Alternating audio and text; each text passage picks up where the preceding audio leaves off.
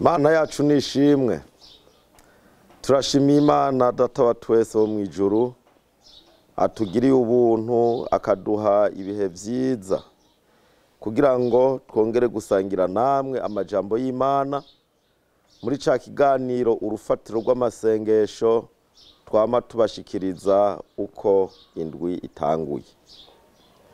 None rero ndaramukije abari hafi n'abari kure, ndabipfuriza gusangira natwe uwo mwanya mwiza w'ijambo ry'Imana ridufasha kugira ngo dushobore gutangura indwi turi kumwe n'Imana kandi tukayisozera turi mu ruhande rw'Imana.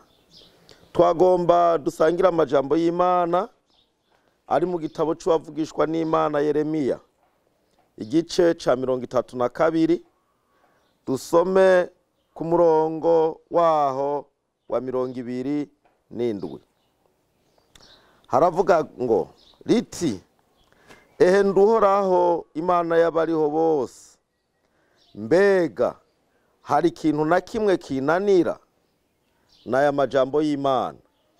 Umutwe w'amajambo uvuga ngo Yeremiya yigurira ishamvu ari mwibohero. Ngaha tumaze kumva ijambo Imana yavuze irikuye mu kanwa kayo, iribwira umusavyi wayo yitwa Yeremiya.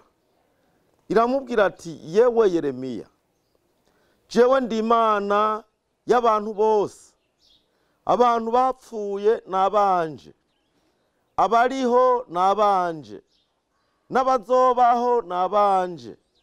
Iramuha ikibazo, iramubwira ngo mbega hari ikintu na kimwe conanira? Aha Yeremiya yari amaze igihe aboshwe, afunzwe.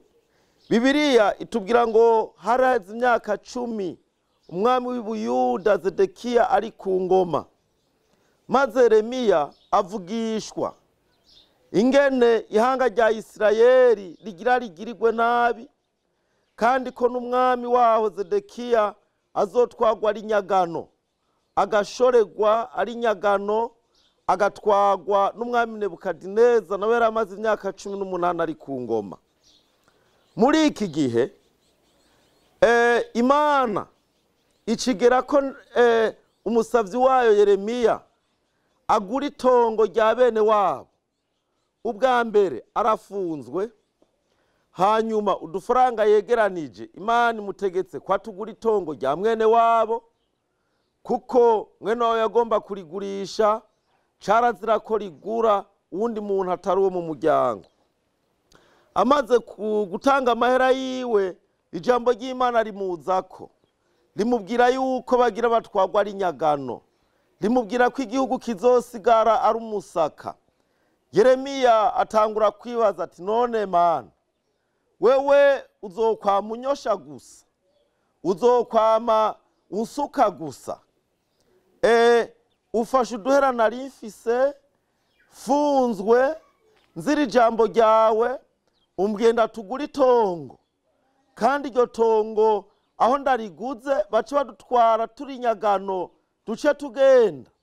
Imana irazibwira Yeremiya aya majambo tumaze kumva, iramubwira ati, yewe Yeremiya, jewe ndi Imana y'abantu bose, ndi Imana y'ibihe vyose, ndi Imana ikora umwanya wose, ndi Imana yaremye ibintu vyose, abantu bariho, ababayeho n'abazobaho bose n'abantu banje. None rero umviriza ndakubaza ikibazo, hari ikintu na kimwe conanira? N'aya majambo y'Imana. Birashoboka ko umaze imisi wiganyira, birashoboka ko umaze imisi uri mu bibazo bitagira izina, birashoboka ko umaze imisi uri mwirinde, kandi usenga Imana, kandi ukora ibikorwa vy'Imana, ukiyumvira uti Imana yarampevye, ukiyumvira uti Imana yarantaye. Ariko iganuke muri kino gitondo ndagufitiye, nagira ndakubwire ngo nta kinanira Imana. Imana yacu nishimwe.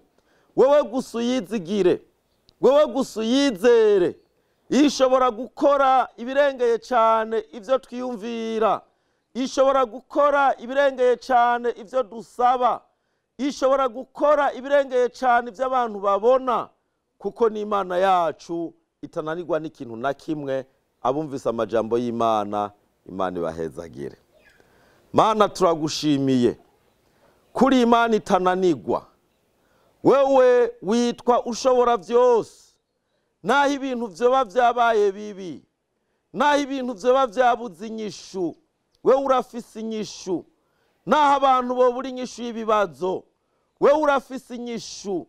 Naho abahambaye bobura inyishu, wewe urafise inyishu. Urafise uko ubigenza. Nta kintu cyo kunanira, nta cyo gutera ubwoba, nta cyo guhagarara imbere. Ibintu byose ubikora neza. Girira neza umuntu akwizeye, girira neza umuntu ariko aratakamba, ari mu bibazo, ahagaze ahantu hameze nko mu muriro.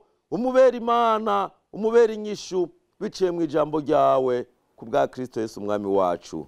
Amen.